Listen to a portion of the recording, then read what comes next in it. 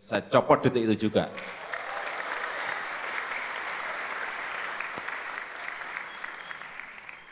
Kalau rumah sakit swasta, nolak juga, saya panggil pasti saya sampaikan.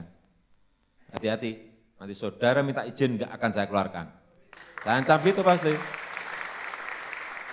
Iya dong, saya nggak punya kewenangan nyopot dia kok.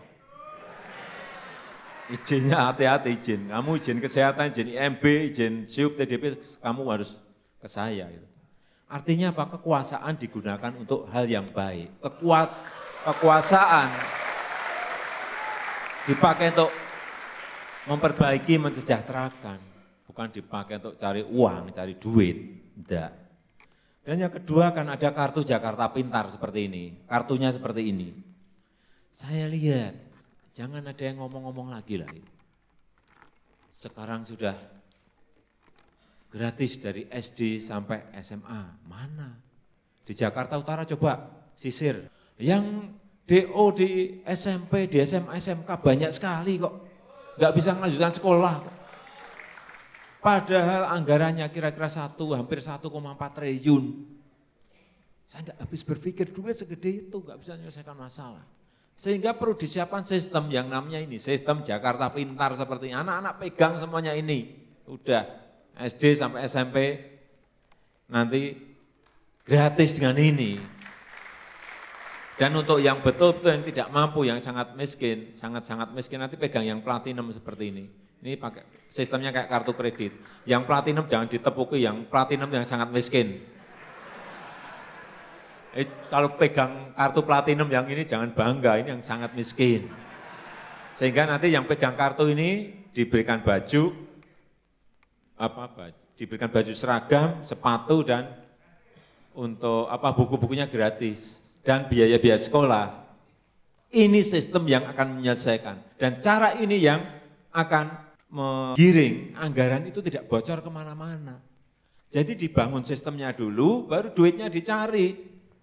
Duitnya disiapin berapapun di anggaran, kalau sistemnya dibangun ya duit itu akan lari kemana-mana, bocor kemana-mana, dan rakyat tidak menikmati. Seperti itu. Dan saya lihat dulu Solo sebelum saya juga seperti itu. Ada duitnya tapi sistemnya tidak dibangun. Duitnya kemana nggak ngerti kita. Kemudian pasar tradisional. Bahwa pasar tradisional itu adalah tempat showroomnya produk petani. Showroomnya produk nelayan, ikan dan lain-lain. Yang petani tadi sayur, buah dan lain-lain. Aduh saya mau gini aja kok sulit. Satu produknya petani, dua produknya nelayan, yang ketiga produknya pengrajin. Pasar tradisional mestinya harus dibangun secara total. Jangan sampai ada pasar yang becek, yang bau, yang tidak tertata. Saya dengan 3,5 triliun itu separuh dari pasar yang ada di Solo sudah kita selesai dan saya berikan gratis pada pedagang. Di sini harus bayar 300-200 juta. Saya nggak ngerti orang-orang kecil yang seperti itu harus dibebani lagi dengan beban-beban seperti itu. Bahwa nanti pasar tradisional itu dibangun tapi tidak membebani pedagang seperti yang sekarang.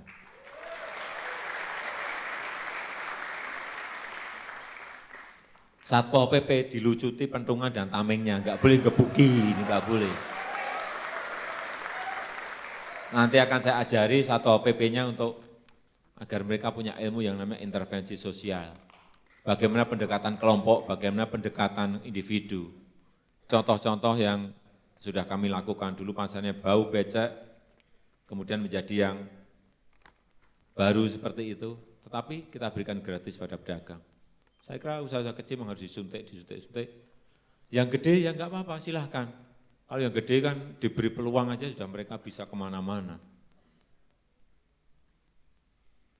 Ini yang ada di Jakarta, pedagangnya semakin hari, semakin tahun semakin berkurang. Dulu 120.000, sekarang hanya 80.000. Kemana mereka? Ya bercacaran di mana-mana. Karena enggak kuat bayar kios, enggak kuat mengangsur kios. Sehingga berada di trotoar, berada di jalur lambat, berada di ruang terbuka hijau, karena mengapa? Kebijakannya yang keliru, desain kebijakannya enggak benar. Itu yang harus diselesaikan. Kemudian jangan terlalu banyak memberikan ruang pada mal. Mall kita ini di Jakarta itu ternyata dari data yang ada itu paling banyak di dunia.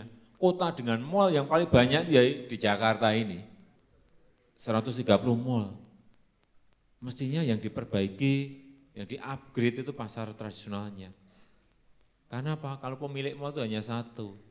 Kalau pemilik pasar itu ada ribuan penduduk kita. Dan juga minimarket. Minimarket di Jakarta ini ada 1.400-an yang tidak memiliki izin. Kok malah diputihkan? Ya mestinya enggak punya izin ya, dihilangin dong. Kemudian wartegnya, warteg yang warung kecil-kecil dipajeki ya, gimana sih itu? Nanti itu perda mengenai pajak warteg itu hapus, jangan ditunda, dihapus. Iya dong, kecil-kecil ini harusnya diangkat agar bisa levelnya menjadi meningkat ke yang di atas, jangan malah dipajeki kayak gitu. Enggak makin gede, makin jadi kerdil nanti mereka. Juga masalah taman-taman kota juga sama, ruang terbuka hijau juga sama. Kita ini sangat kurang sekali, idealnya harusnya 500. Tapi yang kita punya hanya 80 taman. Terus nanti sisanya dari mana? Ya sekarang beli tanah. Buat taman. Harus berani seperti itu, harus ekstrim.